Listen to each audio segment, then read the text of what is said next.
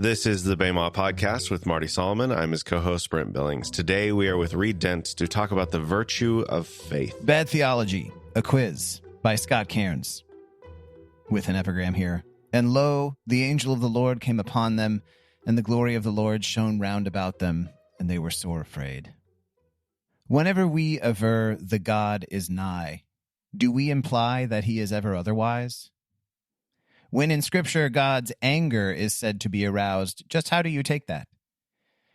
If, whether now or in the fullness, we stipulate that God is all in all, just where or how would you position hell?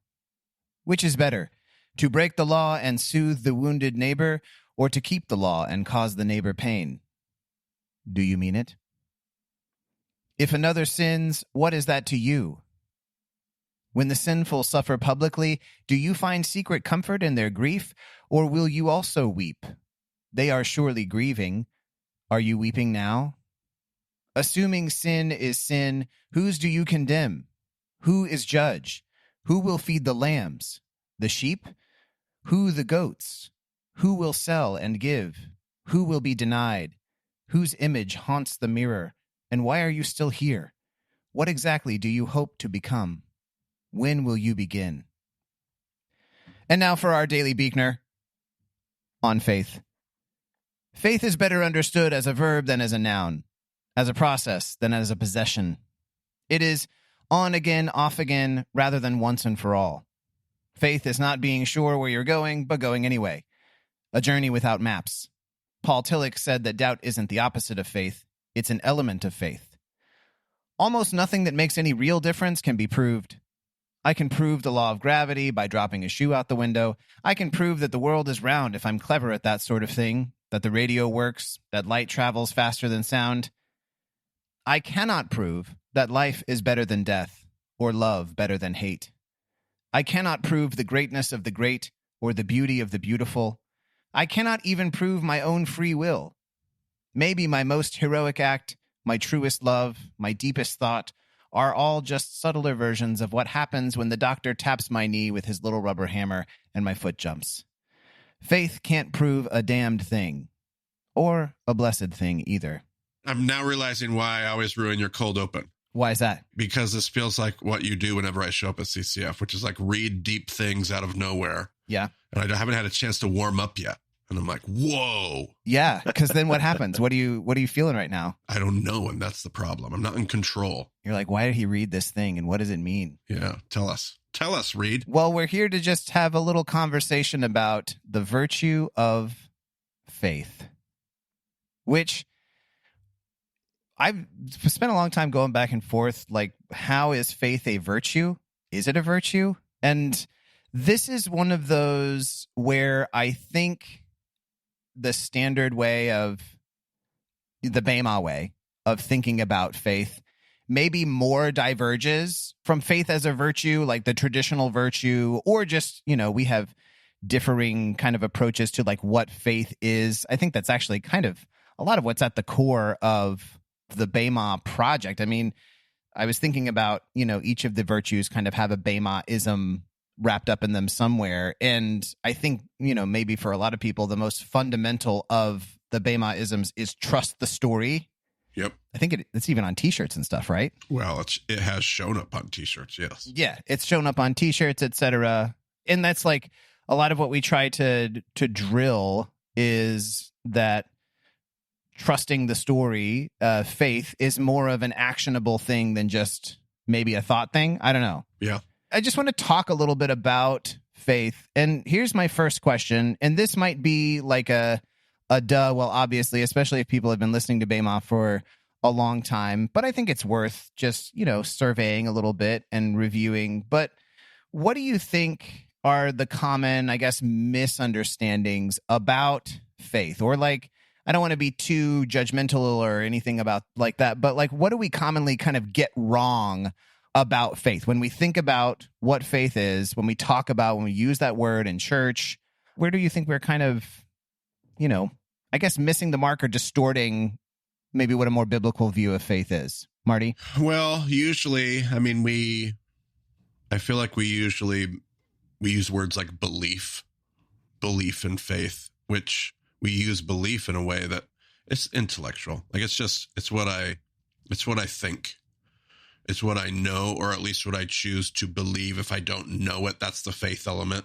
But it's always this intellectual. It's always something that's happening in the mind. It's always something in the abstract. It very rarely is a actionable thing I'm doing. I think one of the quotes you read there talked about, I think the Buechner quote started talking about a verb. It is, first of all, a verb. We don't think about faithing. We just think about the abstract concept of intellectual assent, agreeing with something, agreeing with the right things. That's faith. Yeah, it's often more a thing about what we believe about God rather than believing in God. Ooh, that's good. Yeah, that's a good way of saying it. Actually, Buechner has another entry on believing where he talks about the difference between believing something and believing in something. And anyway, I won't go into that now, but it's basically what you're getting at. Is it a sort of a knowledge about even a peripheral sort of interest in something versus something that you are like deeply steeped and staked in and taken by, that kind of belief? My memory, I was like, where is this? This is poking something in my memory. What was it? I've recently been asking people what should I do next on YouTube and what should I do next for season 10? And I think 3 unique responses came back as faith versus belief. I think our listeners, I think we as individuals, obviously that was the most often repeated, not the most often, one of the most often repeated requests that I deal with. So we make a distinction. Like we're aware of the thing that I think you're grabbing at here. We're like, wait a minute, is that the same thing? Is this the same thing? What is that? Yeah, and as I've been preparing for this episode, my first gut instinct is to be like, well, faith is like it's an action verb. It is the act of, trusting God, which means you're going to do something, right? And your belief may be wherever it's at, but the important thing is like the obedience, right? And that was kind of my first knee jerk. And then the more and more I thought about it, the more I thought, like, I do think it's worthwhile, especially because in church circles, faith has become such like a ubiquitous and unexamined sort of word. Like we hear it and I think you're right, Marty, that we tend to think like here is a sort of put your initials next to these sort of doctrinal statements. And like, if you sign off on them, if you agree to them, then you have faith. And that like the project of defending the faith is like, don't uninitial these boxes, right? Don't initial different boxes and protect, the sort of tenets or the sort of core propositions of these boxes, like protect them at all costs. Yeah. Which is why deconstruction becomes such like a scary word. Right.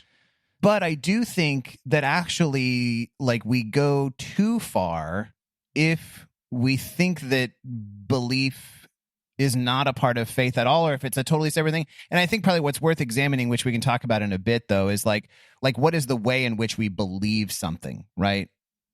Because we can believe it at this sort of intellectual level, but there's also a way of believing with the heart, way deep down, which is closer to like that's a lot of times what motivates faithful action. There is a belief in something, Yeah, I feel like we often overextend. Like there's often things in life, call it paradox, call it double point truth, call it whatever you want to. But we will overextend on one end, and then we react against it by running to the other end of the thing rather than recognizing that these two ideas hold hands. And I was just thinking the other day about a different but similar and related concept of like repentance and the Greek word, the idea of changing your mind. And the Hebraic concept of, no, it's about changing your actions, about changing your behavior. But you can't get away from the fact that these two things are not an either or. I don't pick the Hebrew or the Greek. They hold hands together because what I believe does affect what I do and my behavior. Yeah. And my behavior truly shows what I truly believe. So I think that's a good word. We're skipping ahead a little bit in my notes, but I want to pause for a second before we kind of get into looking at the relationship between what we believe and what we do as being under this umbrella of what we call faith. And I do think there are some potential real dangers. Like, if anything, our sort of American Christian culture errs on the side of faith as just a, pure intellectual assent, agreeing to the doctrines, right?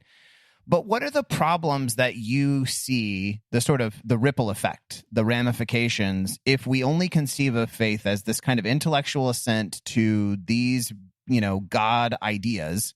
What are some of the problems with that? I think it incentivizes you not to learn more, not to dig, not to wrestle.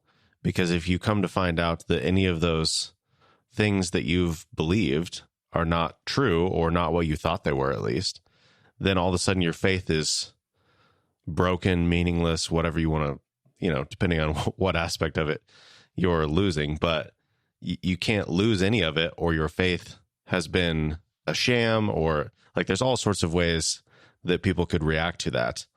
But it makes it so you can't actually grow. Marty, what do you see? And you're asking specifically just about the kind of the overextension or fixation on the intellectual? Yes. Yeah. I mean, it's just, I'm trying not to commit the crime we just spoke of, because everything in me is like, there's nothing that matters over there. Like, the only thing that matters is, well, darn it, your daily Beekner is just so good. I keep coming back to it. Like, yeah, I can prove and explain things that don't matter, but I can't prove the things that really do. And like, we turn our faith and our belief into a bunch of things that largely, I'm afraid I'm going to overstate my case here. But do we turn our faith into a bunch of things that don't matter rather than the things that ultimately do?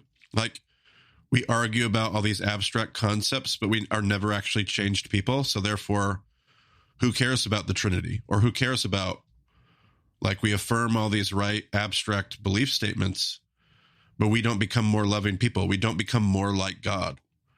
So the danger is we just live in this world where nothing of import ever takes place. I think it's not that they don't matter at all, but that we are improperly weighting them. And then what happens is it sort of engenders a kind of anemic or impotent, faith in the sense of action, right? Where it's like, oh yeah, it's just all these, what do you think about the Trinity? Or what do you think about I don't want to rock a bunch of boats here, but just, insert thing here. Okay. And it's like, if being able to like argue for and articulate those things is really what the essence of the faith is, then it really does why would I really worry about whether I am working justice for those who are marginalized? Or why would I really worry about whether I'm actually being compassionate towards my enemies? And I think what a lot of people have experienced some extreme ostracization in the church because they have been told that their ideas are wrong or dangerous.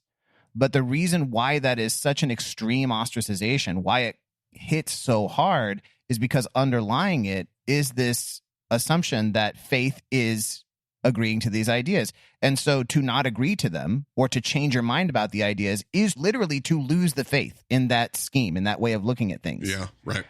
And that people feel like they can't be forthcoming with their doubt, where doubt is an intellectual thing, right? Like, I'm not really sure what I think about this idea. And that is by nature antithetical to what faith is. To have a question, is to start losing faith, because the faith is all about holding on to those ideas.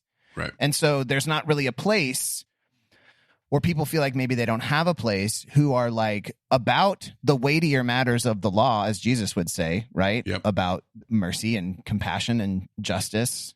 There's not a place for those who weight that a lot. But maybe what Jesus, I don't know if he would say this, but maybe our version of our thyme and our dill and our cumin and whatever is but is the son proceeding from, you know what I'm saying? Yeah. Here's part of what my brain keeps forcing this into this metaphor. So my son has gotten into golf this year, freshman in high school. That's when I got into golf. I played golf in high school. He's never played golf before. He gets into golf this year. He goes out, and obviously the coach starts him right where he should, on the driving range with your 9-iron. And he's just driving range every day 4 days a week, 5 days a week, 3 days a week. It's just driving range, and it's driving range, and it's driving range. And that's super needed. And then the coach is like, you need to go like get out with your dad and you need to go like play, you need to go play 9, which just is such a different experience. Like my son could just crush the driving range, which I don't think he feels like he's doing, but he could like perfect the driving range. It is something totally different to get. I mean, I feel like my brain keeps trying to do this dance between the marriage of the things we believe and how our intellect shapes, because you don't get out on the course and hit 7 7-irons in a row. Mm-hmm. You hit 1 7-iron and then you go play it as it lies. Mm-hmm. But to just go out and play 9 holes without ever spending any time on the driving range and working any things out is also like there's such a marriage between those two experiences and these two sides of the faith coin. Yeah. That come together into this thing we call the spiritual life. Yeah. So, in the question of is faith what you believe or what you do, I think pretty obviously that's like a false dichotomy. Like you can't actually compartmentalize those things. And C.S. Lewis, when he was writing about this, he actually, in Mere Christianity, he writes 2 chapters that are both entitled Faith, one right after the other. And it looks like a typo in your table of contents, but it's actually 2 different chapters because he is writing about both of these ways of looking at faith. And he says, asking which one is more necessary to me seems like asking which blade is more necessary in a pair of scissors. Yeah. Yep. So the question that I'm wondering about, that I would love to hear either of you sort of muse about, is like, well, what role then does belief, like, what does good belief look like, I guess? Not just right belief, if you hear what I'm saying, but like good belief. And how does that relate to then actually living a life of faith? To try to prop up the belief side of it a little more for our listeners who maybe like err a little bit more on the side of, well, it doesn't matter as much what you believe, it's just what you do. Like, what would you say to that? Like you're not just going to blindly live out something you haven't thought out. You're going to live out, like you can't have faith without thought. You've thought something out that you believe. You're either believing something by default. Action doesn't exist in a vacuum. Action is the fruit and the product of things that we have given thought to, careful thought to, things that we have. So there is this, I love the 2 scissors, the 2 blades of the scissors thing from Lewis. That's great because those 2 things have to go together. I cannot live out something I have not cognitively. I mean, I can live whatever I'm going to do just mindlessly, but a life of intentionality comes from something that has been engaged thoughtfully.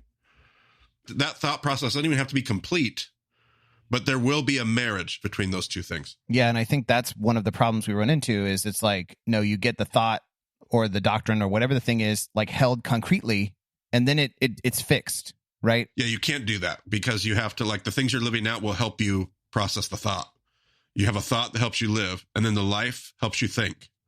And back and forth and back and forth. Snip, snip, snip. I think what makes faith maybe faith as opposed to simply just like thinking an idea or doing a thing is that, so Lewis also says that when he's talking about faith as belief, he says it's the art of holding on to things your reason has once accepted in spite of your changing moods. And so I think part of what makes faith is that it's the component that's like persisting in it when things change. Well, when moods change, right? Or when things become difficult. Does that make sense? Like what I'm saying? But the thing is, that cannot mean, though, I think sometimes that comes to be taken as, well, your reason accepted at some point, that, I don't know, the Bible is inerrant or something, right? Yep. And so you can't change that. You have to hold on to it no matter how you feel. But has to be room for like being unwilling to change ideas in light of like new information is just like dogmatism, right? Or like fundamentalism. Yep. And so there's like a dance in figuring out like what is it that I am being asked to like hold on to, and what is it that I am okay to re-examine. And of course, everything is always re-examinable, But yeah, I don't know. Like, that it seems important to me too that when we're talking about belief and hanging on to that, and especially as like an engine for then like a faithful living, that like the things we believe have to have penetrated like below the level of just like opinion, you know? Yes. Like, cause you can have opinions about the Trinity, I guess. But if it's like a belief that you hold about the Trinity that doesn't actually inform any of the way that you live your life, then that's really not a belief. That's just an opinion. I could see a scenario where somebody has previously had some sort of belief and they have modeled their life around the implications of that. And then they've kind of like turned away from their faith in some regard, but they're still doing those things that came out of that prior set of beliefs, that prior faith. Yeah, I don't exactly know how you would classify that, but you have the actions remaining from a faith that you no longer think that you hold to. Or maybe you recognize like that I'm not holding to these things as I would like to, right? Intellectually, like it's things are changing or whatever. And so I think sometimes like an action of faith can actually sort of bolster like your belief, right? It can pull you back. That's why we have even something as basic as like some of our spiritual practices and disciplines, right? Is they root us to the spot when our moods or even like our thoughts might be drifting the other direction. But I think it also can go the other way, where if your eggs are in the basket of faith as action, as faithful action, doing what God says to do, obedient action, the thing is like we oftentimes fail at doing that, right? Well, I don't know about you, Marty, but I definitely do. I mean, I suppose. I knew it. There is a faithlessness that we do engage in, right? Yeah. And you can even become despairing about that. And I think that sometimes actually it's then the belief part that pulls you back to the reality of God's grace, of God's mercy, of God's desire to still partner with you. And it has to be that belief that hopefully is registered not just in the mind, but down in the heart. That's like, okay, we can get back on the horse now. Yeah, maybe there's actually something really helpful to what we've talked about before about the Hebrew concept of heart. Okay. Versus the mind and the seat of volition, the seat of will. It's where your choice comes from. And in our Western world, mind is just cerebral. It's just intellect. But in the Hebraic concept, it's all kind of the same. It's the same energy. It's the same place where it all comes from, where I make my choices and I choose to do something. And I think we talked about that on this series at some point. And so I wonder if that distinction is even helpful here in tying together the things that we think versus the things that we also do, because they're all wrapped up together. And sometimes my doer is leading my thinker, and sometimes my thinker is leading my doer. But there's a relationship there between all that. Yeah, and I'm just thinking about what that means for faith as specifically as a virtue, right? Because virtue is like an ingrained way of being where, you know, you've practiced it to the point that it's habitual. And I think maybe it's just the case that like you just said, at times it's the thinking that has to like be the thing you're leaning on to pull back the doing into place, and other times the other way around. And hopefully like we are habitually training ourselves in both. Like we are habitually sort of girding up our belief, the belief of the heart in the things that, you know, we hold deeply to be true about God and about people in the world.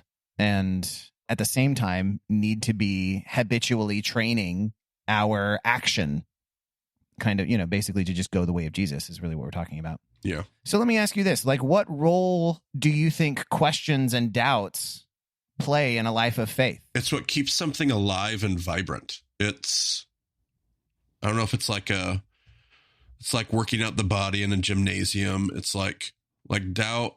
It's like, okay, wait a minute. Is this what I think it is? Is this, let me double check. Let me triple check. Let me think about this again. Let me reconsider. Why does this bother me? Why does it prick my conscience? Why? So sometimes it might be working something out, but sometimes it might also be the thing that leads us to like, oh, this concept is even deeper and wider because I was able to poke some holes in it, or I was able to find that it wasn't actually, because of my doubt and faith, this thing gets more complex and more colorful and more robust.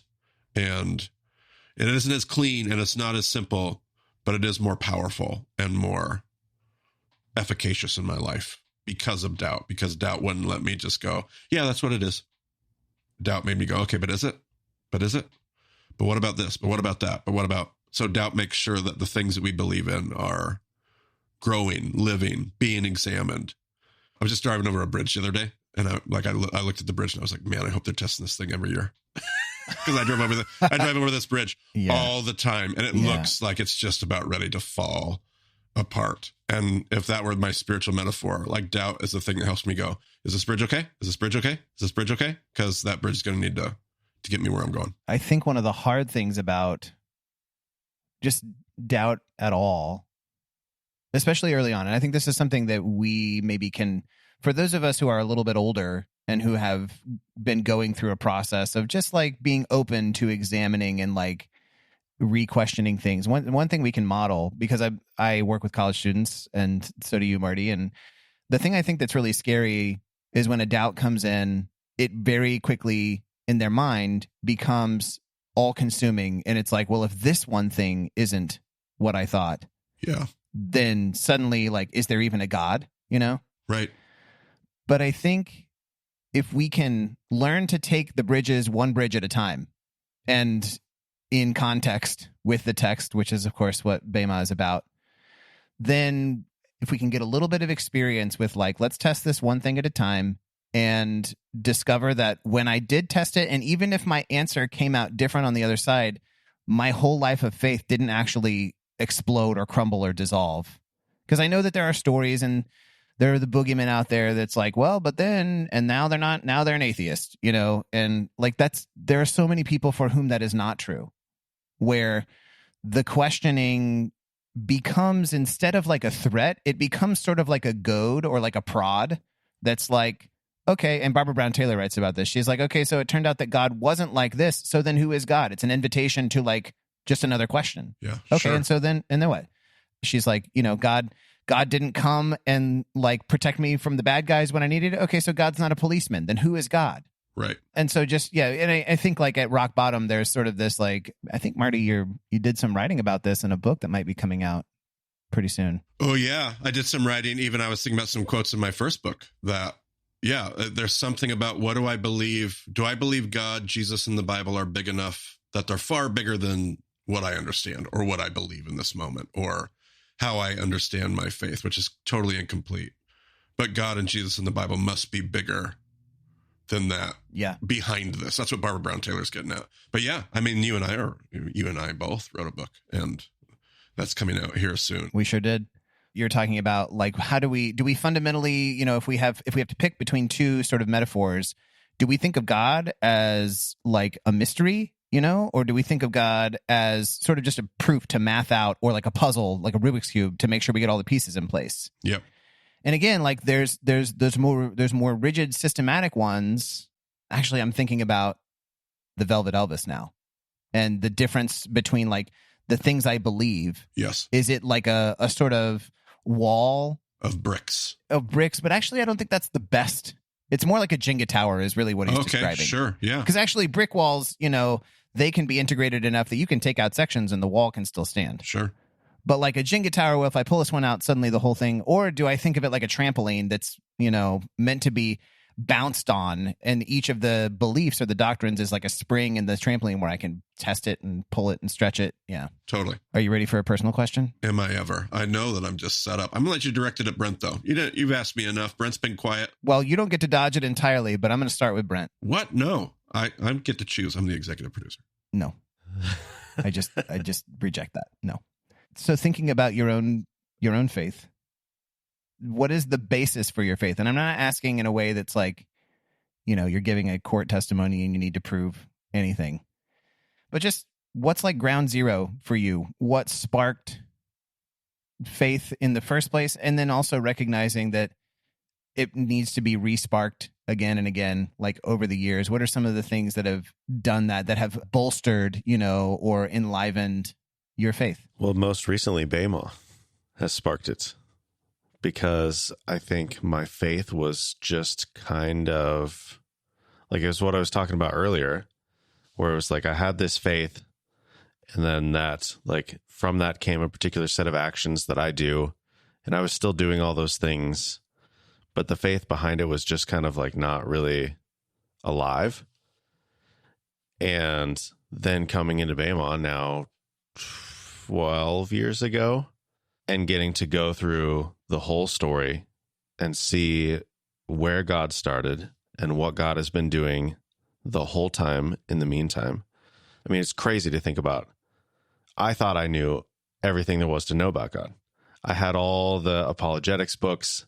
I could give an answer to all those things that people talked about. And there was so much more that I had no idea. So that's the most recent spark. The basis, I don't like ground zero. Like I've just always, I just grew up in a Christian home. So there was always that foundation. I think my mom is probably the basis for my faith, my legal mom, my bio mom as well now at this point, but ground zero origins, my legal mom, like she's the one who I saw her faith lived out. And I think that is probably ultimately what my faith is built on, because it wasn't my dad. And I don't think it was really, I mean, I went to a Christian school, but that's not really the stuff that stuck with me so much. It was the stuff that I saw my mom doing. I think that's the ground zero. Yeah, I was trying to articulate something very similar to Brent because I was raised in a Christian home as well. I was feeling and thinking very similar things. One of the differences, or maybe how I would articulate it from my experience, that I'm deeply grateful for. I mean, I do a lot of, I don't know if I would call it bashing, but very critical thinking about my fundamentalist upbringings. But my fundamentalist mom taught me about the person of Jesus. Like I had an affinity for theology. I loved to study, but that was not the basis of my faith. The basis for my faith that I always kept coming back to and falling back on, even 40 years later, was somebody had introduced me to the person of Jesus, which is hard to write about in your Google Doc notes. I don't even know how to articulate that, but it was a person that I knew, somebody I could talk to. And that's very mystical, but not for the 6, 7, 8, 9-year-old person who said the sinner's prayer. Not for the, like, that was the good stuff. That was the stuff that, as deep as I dove into Calvinism and as rigidly as I held that, didn't touch the person of Jesus experience of my childhood, that which my faith is built upon.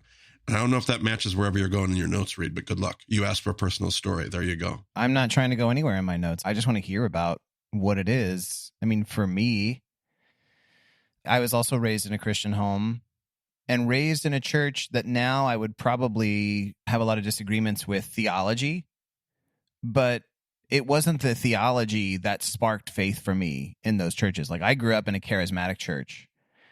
And again, there were things that went on there that I would probably think were pretty strange now, or I would be skeptical about. But there was also there was a vibrancy, there was a spirit, there was a vitality that even if the thinking was errant, there was something very palpable and alive there that I just loved being at church. Yeah. Because I felt that sort of energy, and it became a basis for faith. Occasionally, like I can remember a few different times, just like these experiences that I won't call them mystical because I don't think that highly of myself. I don't think I'm cool enough to have a mystical experience yet in my life, especially not at 14.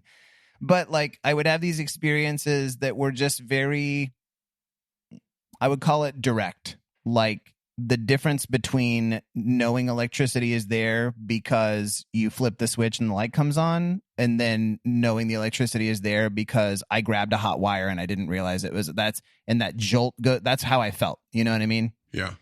And then there became this long journey after that to try to discover, so what is actually the source of this, what's going through this wire? What is this God? And what is the truth about this God, which, I discovered as I went to college that it was just a lot more complex than I think the church that I grew up in would have said it was. There's this quote that I want to read from Simone Weil, and I actually found this in this amazing book called Zero at the Bone by Christian Wyman. I might have talked about it before. Actually, for any of our sort of thinkier, literary, philosophical listeners, I think this might be the single most important book on faith that I would recommend. It's called Zero at the Bone, 50 Entries Against Despair by Christian Wyman. Wyman's a poet and a writer who was diagnosed with cancer earlier on in his life and nearly died and lived through it. And he just writes, he's like tough. He doesn't take anything for granted. He is pretty rigorous in his thinking, but he's just so full of like this poetic heart.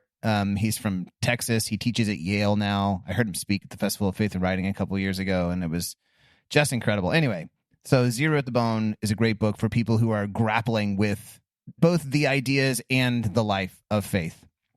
And in it, he quotes Simone Weil, who says, God wears himself out through infinite thickness of time and space in order to reach the soul and to captivate it.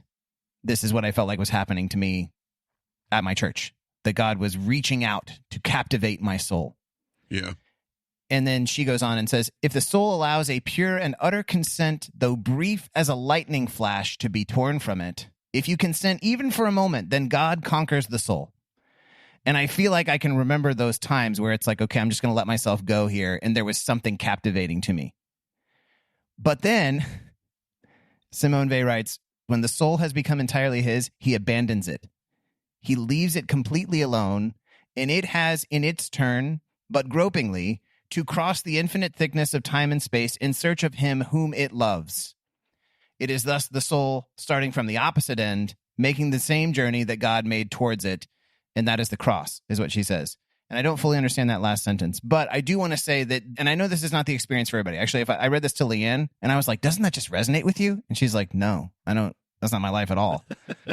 But I know that there are people out there who are like, I had something where I was captivated. Yeah. And it felt like God conquered my soul in the most compassionate, merciful, loving way. And then suddenly I was like, where did God go? And I was getting ideas about God. I wasn't sure if they were the right ones. And I just started doing this search, like trying to find the one my soul loves, the truth of the one my soul loves. And this is kind of my whole then journey of faith across the rest of my life, is like trying to make my way through both what I think and what I do back to God.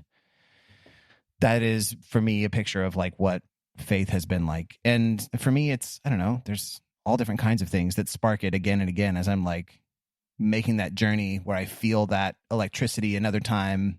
Sometimes it's in loud, raucous, parties with my friends. Sometimes it's in quiet moments of stillness. I mean, there's room for all of it for sure. Yeah, that's a beautiful quote. The last thing I want to say in just sort of our sketching of faith and what it is, what it's like.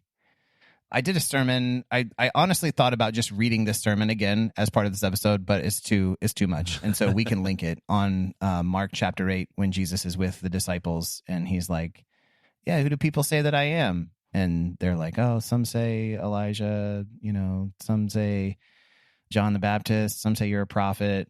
And he seems to like not even really care about that answer, because then he's just like, yeah, but who do you say I am? Yeah. And I wrote about that. And I think that this is actually the defining question of faith is, who do you say I am? But again, that it's a question that we can't just answer with words or with thoughts. And fortunately and unfortunately, we live in a time and place where we're just inundated with God talk. Like, there are a million Christian books. There are a million Christian podcasts. There is this podcast. There are many different things that are all just talking about God all the time. And that can be good, but it can also be a detriment, because it's like, who do you say I am? And I'm like, well, I just say whatever Marty said from the podcast, or I'll say whatever, John Mark Comer said from his book. Not that those are bad things, but they're not my things is the thing, right? That's just because I can repeat that, or just because I find it intriguing, doesn't mean that that answer has actually wormed its way down in me and become my genuine answer for who do I say that he is. And I think that God asks each of us one question, and our whole life is the answer. And that answer is like, well, this is what my faith looked like, and it was a life I lived. Which is why some of those voices and thoughts can be helpful. Some of those podcasts and resources, they help us shape those things.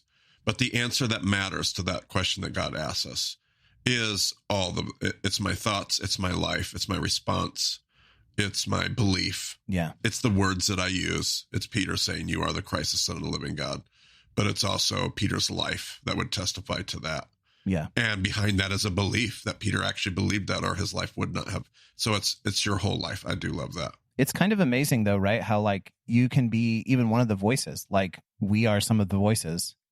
And like I can do a really good job of saying a lot of things and actually avoiding that question for my own self. Yes. And the stillness that exists just between God and me, right? Of ignoring that, well, okay, Reed, but who do you say I am? And I'm like, oh, then you feel like kind of shook, you know? Yeah, Brent. No, I'm just kidding. So I would recommend, I've read that sermon. He sent it to us before we recorded, and I was like, I don't know what we're doing with this, but this is pretty good. Everybody should click on that link after this episode and check that out. So the text conversation, here is what I think. I don't think we need to rehash a bunch of things about faith. There are like just go listen to the rest of the Bema podcast is kind of what I have to say about like, what does the text have to say about faith? But I did have an interesting idea. I want to play a little game with you guys, okay? And maybe this is totally a silly game. Maybe this is nonsense. Maybe it can be a helpful exercise. But I want to do an experimental survey on our sects of first century Judaism that you talked about in whatever episode that was, the introduction to... Oh, sure. Yep. The Zealots and the Herodians and all that. Yeah. So when we talked about some of the other virtues, we talk about like, well, what does this virtue look like if we don't have the other virtues along with it? Sure. And so I was thinking about, okay, so what does faith look like if we don't have these other virtues? And how does that, like, what do we label that manifestation of faith? And then here's the fun game is there a correlation, or can we match up? Faith without wisdom is like, that's kind of the vibe of this sect of first century Judaism. And faith without temperance is this one. Okay, so can we try? Yes, I think so. But this is hard. I can even see the options in front of me, and this is hard to match up. Okay. Well, I mean, and it may not be, obviously, this is just a game.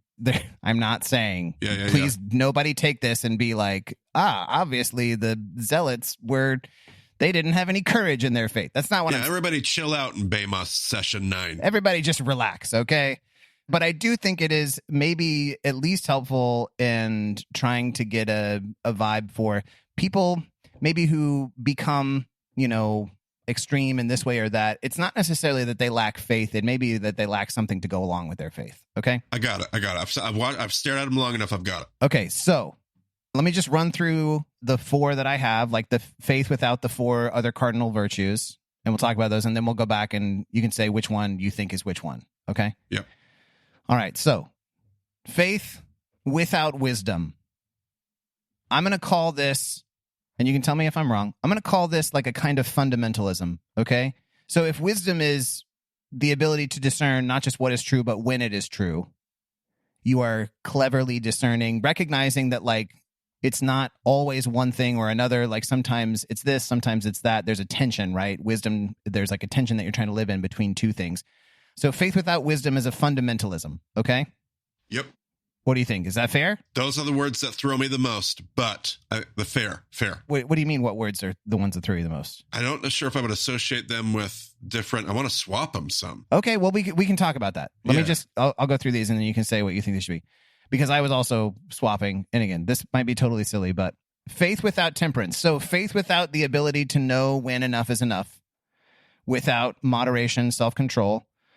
I think of that, like we see that manifested as a kind of fanaticism. Yep. Where it's like the cause above everything. Yep. And you will even like be destructive towards other human beings because they have become, does that make sense? Yep. I mean, this doesn't happen in our world at all right now. I know that we're totally over that as a culture, but yeah. faith without courage. This, I am just calling it a kind of therapeutic deism. Nice. And what I mean is that like, this is kind of like I go to church because I get an idea of God that makes me feel better and nothing is really asked of me beyond that. Yep. Again, totally probably foreign to our culture. I don't think there are churches like this. But if there were, if we see churches or people marked by like just sort of a, I just want to like, God makes me feel good. Like I would say there's no courage in your faith. Okay. Yep. And then the last one is faith without justice. Yeah. And I would call that, in a neutral way, I would call that piety. Yep. In a maybe more emphatic way, I would call it oppressive piety. Yeah, baby. Make sense? Yeah. Do you want to shift any of those around? Nope, not anymore. You don't want to do that anymore? No, your words helped. Thanks, Reed. For once, your words helped. Finally. Brent, what do you think? Are you good with this? I think I'm good. Okay. All right. So now we're gonna match them up.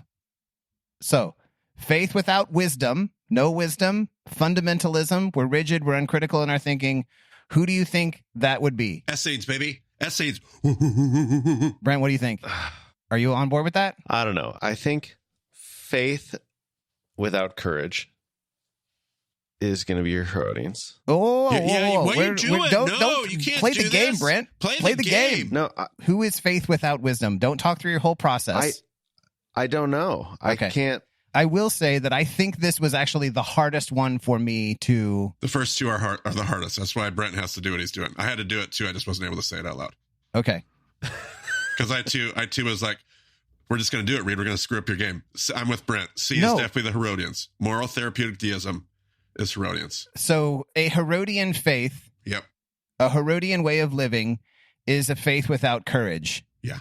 Yeah. Which kind of stings when I think you're absolutely Yeah, right. absolutely. Which kind of stings Of course you're because right. Yeah, we have because we have talked about how if there's like the sect that most of us would identify with, it's Herodians. Yep. Yeah. So again, I say it lovingly to me and to everybody, but maybe we have faith and we're just a bunch of cowards. Like we don't have courage to go out and actually do the hard things or... Yep. Yeah, okay, that's great. Okay, so I think you're right. Faith without courage, Herodians for sure.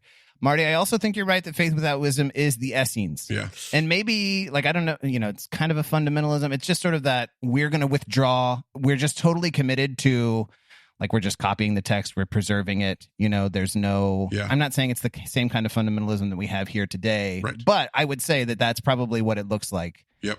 There's no having to discern and make difficult choices out in the real world. How does our faith intersect with the city? Yep. Because we're out here doing our thing. Yep. Okay. We got two left. Faith without temperance is a zealot. You explained it as like violence to other people. That's the next easy one. No, I had to change. So I put fanaticism. Actually, the original word I had was zealotry. But Yeah. if you call them zealots, then everybody's going to know that we're talking about the zealots. That was the word that actually threw me because I want to put fanaticism with Essenes, but when you explained it with the virtue language, without temperance, without self-control, without that's zealots. Yeah. I know. I mean, yeah, I do think that this is actually a very... I'm trying to talk carefully here, but I think this is pretty relevant for our current moment, and that there are probably people on all sides who need to step back and say, like, do I need for once to say to my faith, like, know when to say enough, Yep. Like, maybe there's something more important than my ideas here. Preach. Yeah. So then that leads us to the last one. Faith without justice, our potentially oppressive piety is... Pharisees, baby. Yep. Boom. Isn't that kind of fun? How, like... Yeah, absolutely. It's sort of like looking at these groups through the lens of, like, what virtue are they lacking?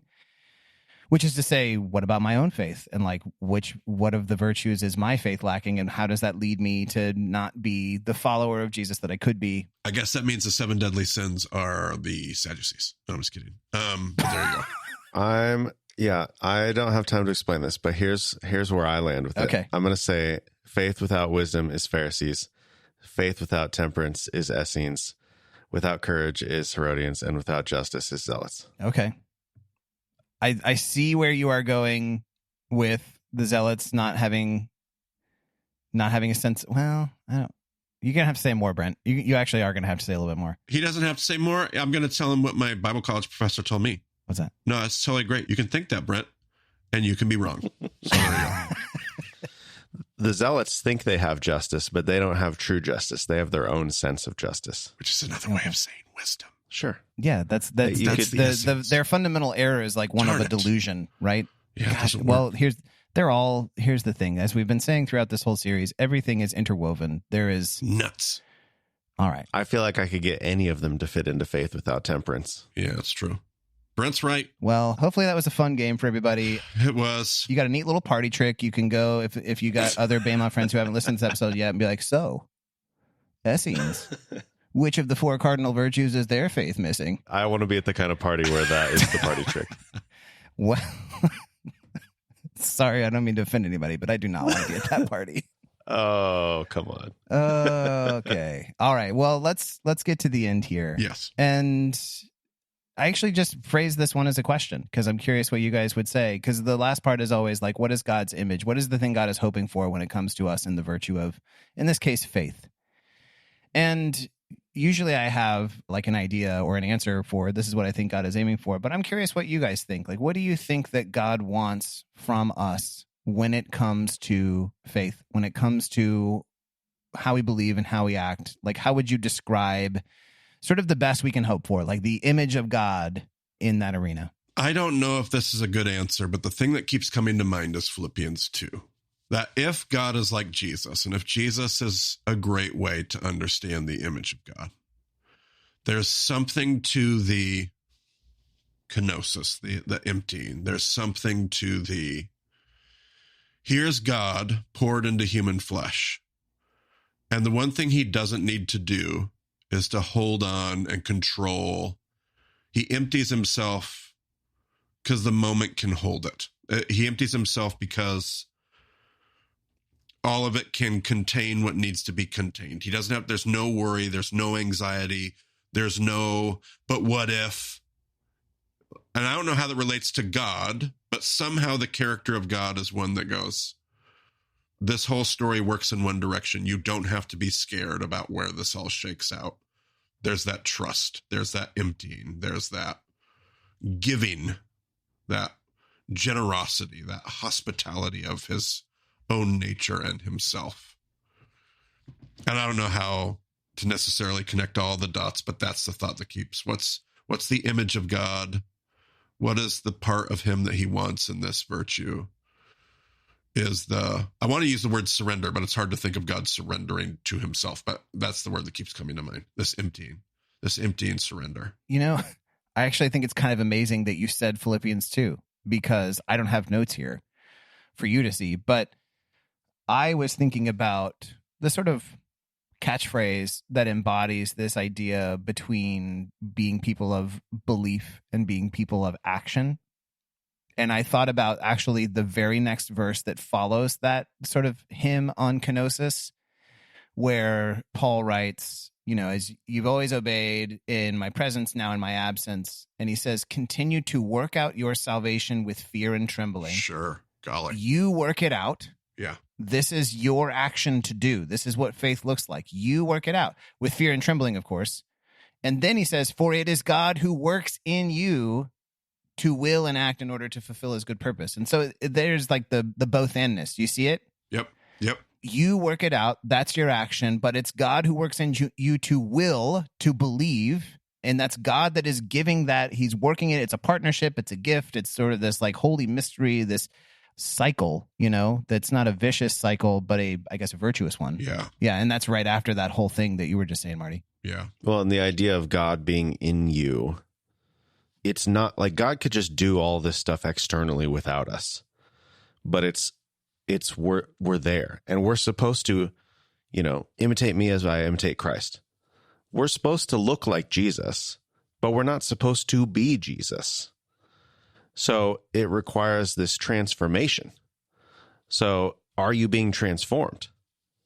And if you're not being transformed, then how am I supposed to see the faith? Yeah. Okay. Well, I'm just going to let that stand for maybe what a picture of the image of God in us looks like, us being people of faith. And let's get on to our last section here with our self-examination questions. Brent, will you go through those for us, please? Who do I say he is? How do I say it? Is there some way that I know I am not trusting the story right now? Who could come alongside me to help? Is there a belief that feels scary that God is calling me to investigate? Is there a step that feels scary that God is calling me to take? All right. That's all I got for this conversation. Just a couple more to go in the series now. hope and love, right? Oh, baby. All right, Reed, thank you for sharing your thoughts with us. Thank you for challenging us to think about our own faith. I'm sure the listeners would say the same. I hope the listeners would say the same. But the wrestling is beautiful, and it sounds like this is something that's been on the hearts and minds of listeners recently anyway. So I think this particular conversation was a good one to have today.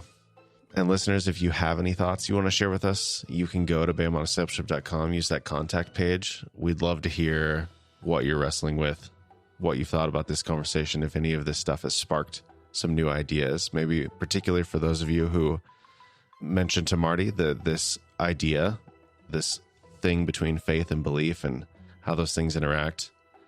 Has this changed any of your thoughts? Has this helped you along in any way? We'd love to hear from you. We read all of the stuff that you guys send in, even if we can't respond to it, even if we can't address it on a Q&A or whatever. We live to see God's work in you. So thank you all for joining us in this work. Thank you for joining us today. We'll talk to you again soon.